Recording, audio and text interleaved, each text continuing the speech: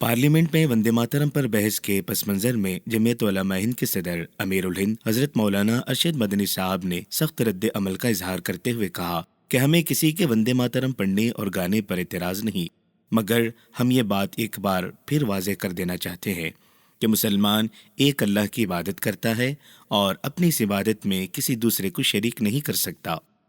انہوں نے آگے کہا کہ وندے ماترم نظم کے مشمولات شرکی عقائد اور افکار پر مبنی ہے، بالخصوص اس کے 4 اشعار میں واضح طور پر وطن کو برادران وطن کے معبود درگا ماتا سے تشبیہ دے کر اس کی عبادت کے لیے الفاظ استعمال کیے گئے ہیں جو کسی بھی مسلمان کے بنیادی عقیدے اور ایمان کے خلاف ہیں۔ ہندوستان کا دستور ہر شہری کو مذہبی آزادی دفعہ 25 اور اظہار رائے کی آزادی دفعہ 19 فراہم کرتا ہے۔ ان دفعات کے تحت کسی بھی شہری کو اس کے مذہبی عقیدے اور جذبات کے خلاف کسی نعرے، گیت یا نظریے کو اپنانے پر مجبور نہیں کیا جا سکتا۔ مولانا مدنی نے یہ بھی کہا کہ سپریم کورٹ کا بھی یہ فیصلہ ہے کہ کسی بھی شہری کو قومی ترانہ یا کوئی ایسا گیت گانے پر مجبور نہیں کیا جا سکتا جو اس کے مذہبی عقیدے کے خلاف ہو۔ انہوں نے کہا کہ وطن سے محبت الگ چیز ہے اور اس کی عبادت دوسری چیز ہے۔ مسلمانوں کو اس ملک سے کتنی محبت ہے، اس کے لیے انہیں کسی کے سرٹیفکیٹ کی ضرورت نہیں ہے۔ جنگ آزادی میں مسلمانوں اور جمعیت علماء ہند کے اکابرین کی بے مثال قربانیاں اور خاص طور پر وطن کی تقسیم کے خلاف جمعیت علماء ہند کی کوششیں روز روشن کی طرح عیاں ہیں، اور آزادی کے بعد اس ملک کے اتحاد و سلامتی کے لیے ان کی جدوجہد کبھی فراموش نہیں کی جا سکتی۔ ہم نے ہمیشہ کہا ہے کہ حب الوطنی کا تعلق دلوں کی وفاداری اور عمل سے ہے، نعرے بازی سے نہیں۔ مولانا مدنی نے وندے ماترم کے تناظر میں کہا کہ تاریخی ریکارڈ بالکل واضح ہے کہ 26 اکتوبر سن 1937 عیسوی کو رویندر ناتھ ٹیگور نے پنڈت جواہر لال نہرو کو ایک خط میں مشورہ دیا تھا کہ وندے ماترم کے صرف ابتدائی 2 بندوں کو قومی گیت کے طور پر قبول کیا جائے، کیونکہ بقیہ اشعار توحید پرست مذاہب کے عقائد سے متصادم ہیں۔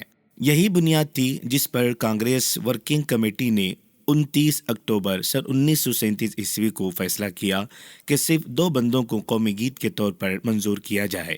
اس لیے آج ٹیگور کے نام کا غلط استعمال کر کے جبراً اس نظم کو مسلط کرنے یا اس کے مکمل گانے کی بات کرنا نہ صرف تاریخی حقائق کو جھٹلانے کی کوشش ہے، بلکہ ملک کی وحدت کے تصور کی توہین اور گرو جی ٹیگور کی تحقیر بھی ہے۔ یہ بھی قابل افسوس ہے کہ لوگ اس کو تقسیم ہند سے جوڑتے ہیں، جبکہ رویندر ناتھ ٹیگور کا مشورہ قومی وحدت کے لیے تھا۔ مولانا مدنی نے زور دیا کہ وندے ماترم سے متعلق بحث دراصل مذہبی عقائد کے احترام اور آئینی آزادی کے دائرے میں ہونی چاہیے، نہ کہ سیاسی الزام تراشی کے انداز میں۔ جمعیت علماء ہند تمام قومی رہنماؤں سے اپیل کرتی ہے کہ وہ ایسے حساس مذہبی تاریخی معاملات کو سیاسی فائدے کے لیے استعمال نہ کریں، بلکہ ملک میں باہمی احترام، رواداری اور اتحاد کو فروغ دینے کے لیے اپنی آئینی ذمہ داری پر کاربند رہیں۔ وندے ماترم بنکم چندر چترجی کے ناول آنند مٹھ سے ایک اقتباس ہے۔ اس کے کئی سطریں اسلام کے مذہبی اصولوں کے خلاف ہیں، اسی لیے مسلمان اس گانے کو گانے سے گریز کرتے ہیں۔ وندے ماترم گانے کا پورا مطلب ہے کہ ماں میں تیری پوجا کرتا ہوں۔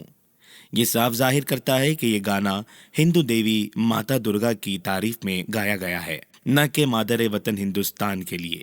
وندے ماترم درگا کی تعریف میں لکھا گیا تھا۔ انہوں نے کہا کہ اسلام توحید پر مبنی ایک مذہب ہے جو ایک ایسے اللہ اوم اور ایشور کی عبادت کرتا ہے جس کا کوئی شریک نہیں، ہمیشہ سے ہے اور ہمیشہ رہنے والا ہے، اور ہر چیز پر اس کو قدرت ہے۔ کسی ملک یا ماں کی پوجا کرنا اس توحیدی اصول سے متصادم ہے۔ وندے ماترم گانا ماں کے سامنے جھکنے اور اس کی پوجا کرنے کا مطالبہ کرتا ہے، جبکہ اسلام اللہ کے علاوہ کسی کے آگے سر جھکانے اور کسی کی عبادت کرنے سے منع کرتا ہے۔ ہم ایک خدا کے ماننے والے ہیں، ہم خدا کے علاوہ نہ کسی کو اپنا معبود مانتے ہیں اور نہ ہی کسی کے سامنے سجدہ کرتے ہیں، اس لیے اس کو ہم کسی حال میں بھی قبول نہیں کر سکتے۔ مر جانا تو قبول ہے لیکن شرک کرنا قبول نہیں۔ مریں گے تو اسلام پر ہی، جئیں گے تو اسلام پر ہی، انشاءاللہ۔ مولانا مدنی نے یہ سوال کیا کہ کیا ملک میں ان سب متنازع ایشوز کے علاوہ ملک و قوم کے مفاد میں کوئی ایسا ایشو اور مسئلہ نہیں ہے جس پر پارلیمنٹ میں بحث کی جاتی؟ انہوں نے کہا کہ ملک کی اقتصادی اور معاشی صورتحال کی جو رپورٹیں سننے میں آ رہی ہیں وہ انتہائی خطرناک ہیں، اور اگر اس پر فوری توجہ نہ دی گئی تو ملک ایک بڑے اقتصادی بحران کا شکار ہو سکتا ہے۔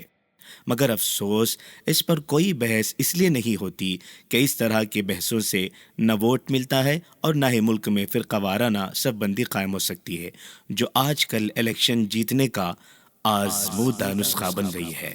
مرکز تحفظ اسلام کی رپورٹ